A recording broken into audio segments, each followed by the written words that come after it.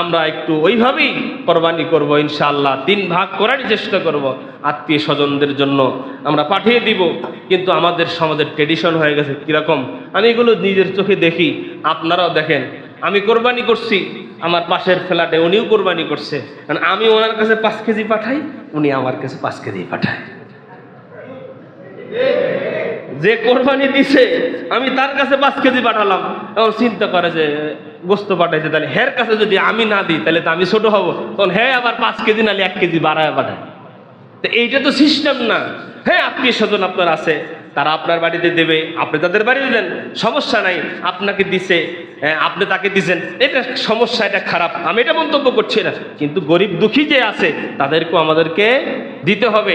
অসহায় মানুষ যারা আছে আমাদের কাছে আসে, যারা আছে, আমরা তাদেরকেও এই কোরবানির গোশত ইনশাল্লাহ দিব। 3 ভাগেই ভাগ করব ইনশাআল্লাহ। আল্লাহ পাক আমাদেরকে তৌফিক দান করে।